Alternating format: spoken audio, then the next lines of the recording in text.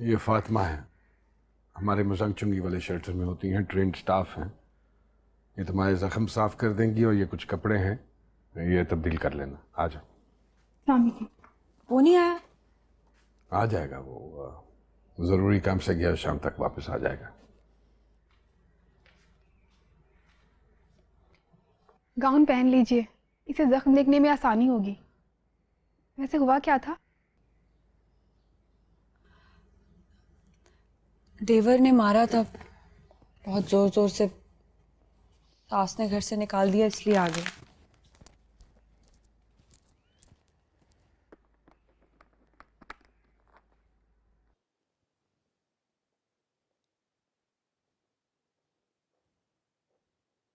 तो क्या सोचा तुमने?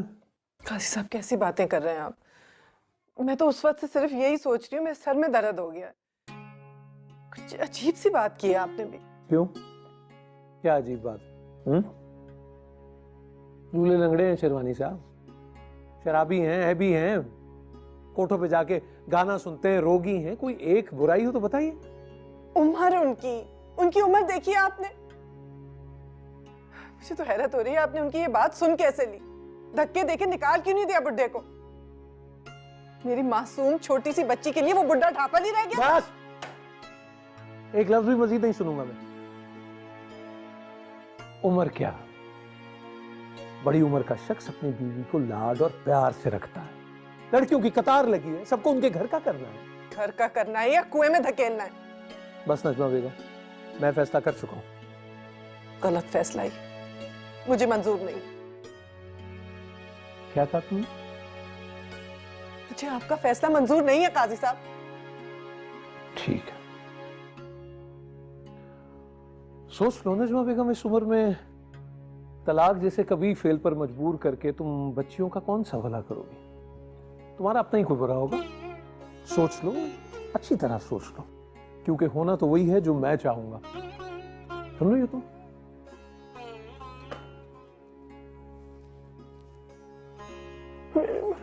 अम्मी, क्या हो रहा है?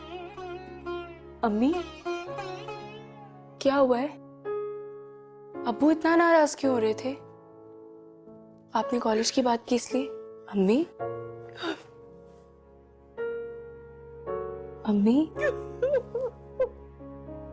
अम्मी, आप इतना रो क्यों रही हैं?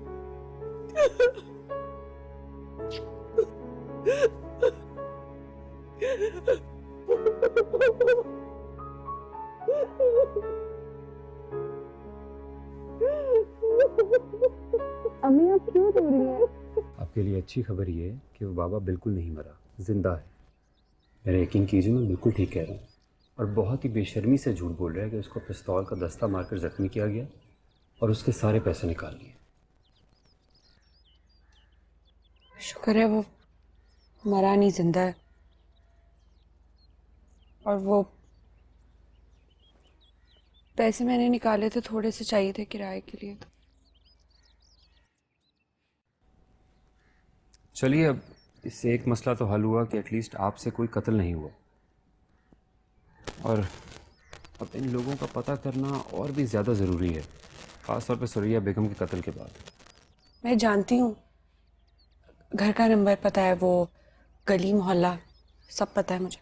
तो बहुत अच्छी बात है, आप मुझे दीजिए, मैं जाकर खुद मालूम करता हूँ, क्योंकि आपका बाहर निकलना बिल्कुल भी सेफ नहीं है।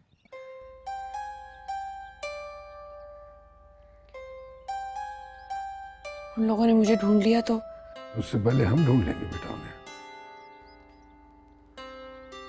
फायदा कोई नहीं है।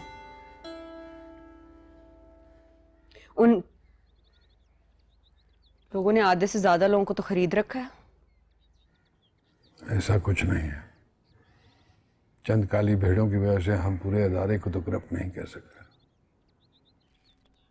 बिल्कुल, अगर कुछ बुरे लोग हैं तो कुछ अच्छे लोग भी हैं। Excuse me. हाँ,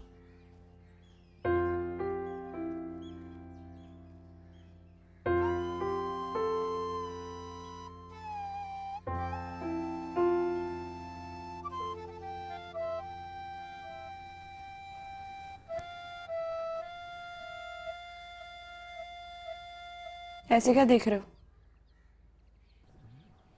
माफ कीजिएगा, आप बहुत देखी देखी सी लग रही हैं। कुछ बताएंगे अपने बारे में? यहाँ कोठी में आने से पहले आप कहाँ थी? इसलिए क्योंकि मैं यहीं रहती, इसी इलाके में, यहीं की पैदाइशी हूँ। माँ बाप का बहुत पहले इंतकाल हो गया था। मेरा मामू छोड़ गया था यहाँ मैडम के पास मुझे। क्या आपको यकीन है ऐसा ही हुआ था? हाँ, यकीन है मुझे। कितनी दफा बताऊं कि तुम्हें भी यकीन आ जाए?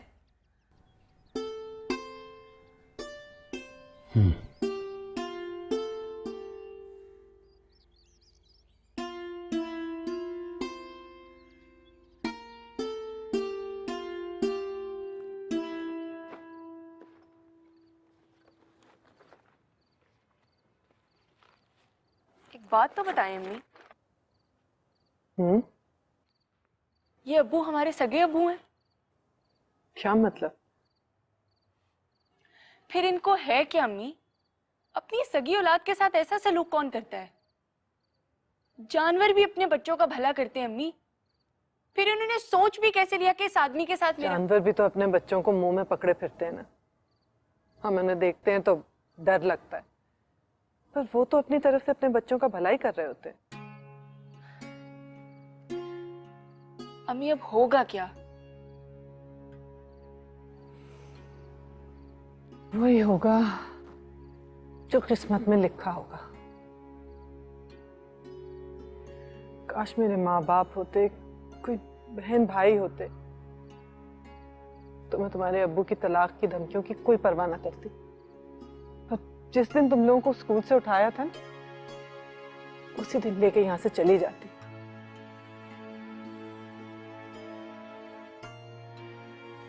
मुझे माफ कर दो मेरी बच्ची।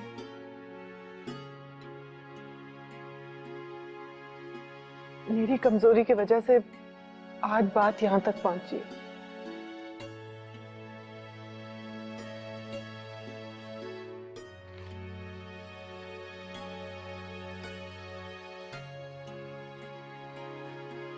अम्मी मैंने इतने साल प्रैक्टिस की, पढ़ाई भी की, ताकि मैं दोबारा क्रिकेट खेल सकूं अम्मी, पाकिस्तान के लिए वर्ल्ड कप ला सकूं।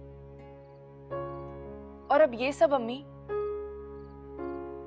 अब आप ही बताएं ना अम्मी, मैं क्या करूं?